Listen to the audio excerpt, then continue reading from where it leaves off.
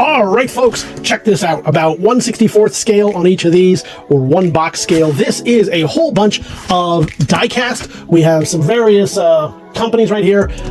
Lesney's Matchbox, we got Husky, we got Play Arts, all different kinds, different sizes, different shapes, different styles, but all coming to you in one nice lot. So we'll show you each one of them here. We already showed you the size marker. That'll give you just an idea of what you're going to be getting. Now, you're also going to be getting the case that came with them, because that is how our consignor brought it to us. I don't see any major cracks or anything in that, but that's not really what you're here for. You're here for the car, so let's jump right into each one.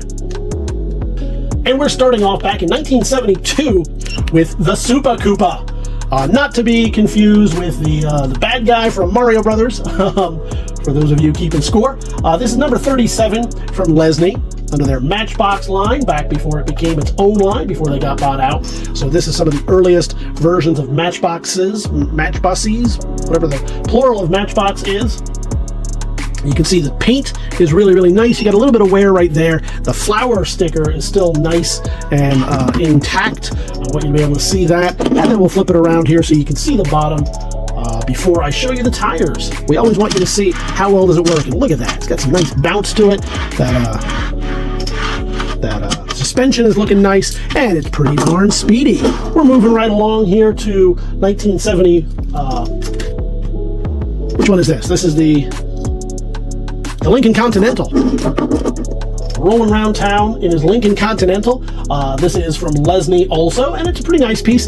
Is that my favorite color for a Lincoln Continental? Absolutely not. Is it a nice color all around for a toy version of it? Yes, yes it is. Now the wheels, I'm not happy with those. They didn't roll very well, but the windows are real nice. The paint is more or less pretty good. If you like that kind of teal, it doesn't have too much paint loss along the side there. And if you just love that old 70s style, man, then you are going to love this one. Look at that back windshield, looking very, very nice. I don't think this, oh, it does, hey. It looked like it did from afar. There we go. So I'll show you the rear trunk as well, if that's something that interests you. You can put, I don't know, 3 or 4 snitches in there. And then we will flip this upside down so you can see the bottom, so you know exactly what you're going to get. Now this one, the wheels are a little bit different. It does actually still have pretty good free-flowing wheels, but this is the SRN6, and this is a hovercraft, something a little bit different.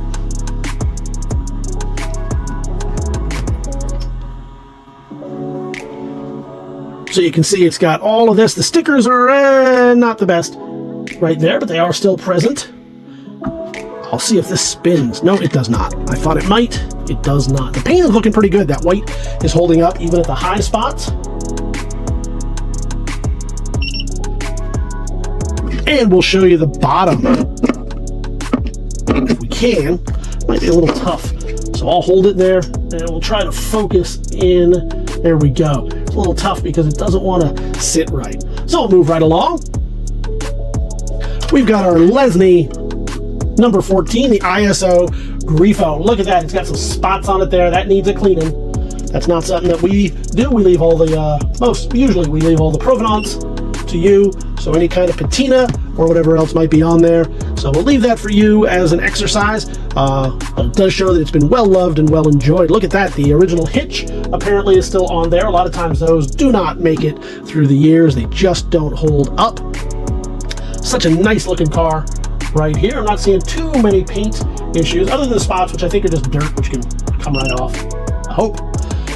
We'll show you the wheels. Ooh, look at that. That mode goes smooth. Oh, yeah. I could do this all day. That is fun. And then we'll show you the bottom so you can read all of the markings. Moving on to something a little bit different. This is the Jaguar. This is from Play Art. I'm sorry, this is from Husky Models, and this is the Jaguar MK10. And he is in that silver color, as you would expect. It does have, if you're familiar with gold paint syndrome, this is very similar. This is silver paint syndrome, where vac metallized paint often tends to, over the years, not quite make it. So you have areas like right here where it's lost some of that, some right here. So it has seen better days. It might be a fun little project car. The back tires, I don't like that. not the worst. It does drive freely, but these are a little bit... Yeah, I think it's just those back... No, it is the front. It's this one. It's this one that's causing all the problems. Yeah, this one right here. So that one's giving it a little bit of trouble. And you can see the bottom right there. As we move on to...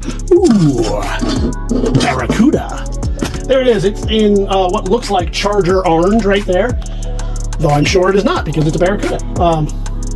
This is the Formula S. This one's seen a little bit better days. I don't like the carriage. The paint has a little bit of more scratching and wear than I would like. Get the back of it there. I do like the car. The car is beautiful. It's an old Barracuda. Who doesn't want one of those? But those are expensive. Here's an opportunity for you to get just this guy and look at him as well. You're certainly not going to drive that Barracuda. You're not going to drive this one. You're not going to drive the real one, because who wants to take that out to Walmart and leave that in the parking lot? This you can leave. We'll show you the hood. I'll show you the back right here if we can. And then, yeah, those tires, they are just for show at this point. You got one spinning free, the rest are not fantastic. That's all right. This one makes up for all those tires. It is the Ford right here. It's got huge tires. Now, are they well fastened? That's a different question. This is the number 65 class. This is not the class combine harvester. This is the number 39 Ford tractor. We'll show you front. We'll show you back. Looking pretty good. I like that blue and yellow paint. The tires are there. They are rubbery, but the big ones tend to fall off. Is that because of warping over the years? See, yeah, that one, both of these are not on there great, but they are on there. It's just they tend to warp over the years and change shape a little bit. When that happens, they don't sit quite as well, although they do move freely. Now we're going to move on to play art with what they're just calling the Man from Uncle car. And yes, that is what it is. It looks like the Man from Uncle's car. It's missing the one headlight, spotlight, whatever you want to call it, right there. So not ideal, but that paint is looking pretty good, and it's just a beautiful looking car. We'll get front, we'll get back as we zoom all the way around. Looking pretty nice all around. Now the wheels on this, they do not go up and down. He's got a little bit of trouble right there. We'll show you the bottom.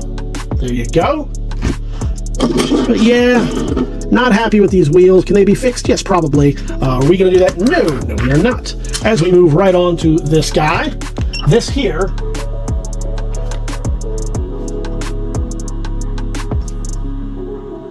we'll spin him around. He's got a little bit of wear on the front, but you know, as often happens with white paint, it gets totally destroyed, and I'm not seeing that here, which is fantastic. We'll show how it rides in just a moment as soon as we finish up that last rotation. Yeah, we'll see how it... Oh yeah, nice suspension, good zoom on it. The doors, I believe, do open, so let's get a shot of that for the catalog. And again, we'll get the bottom. This is your Mercedes 230 SL, and that is Lesney number 27. This is what I've been waiting for, folks. This is the Stingaroo number 38. He comes in awesome purple. He is a lowrider chopped bike with what appears to be some kind of horse head in the back. This is about as groovy as it gets, folks. This is number 38, the Stingaroo, if I haven't mentioned it already. Comes with that giant engine block right there. I want to see what the suspension does, because this is a little bit different. So yeah, it rolls pretty nice. It is a little top heavy, and I think that's by design. Before we move on to something very different, the number 65 class, not sure how to pronounce it, combine harvester. We'll spin them around, and you can see a little bit of wear in that yellowish part right there of the actual harvester, the combine. We'll spin them to the back. You can see the paint is looking pretty good. Maybe a little bit of wear right here, but overall not too shabby, especially for one of these kind of workhorse toys.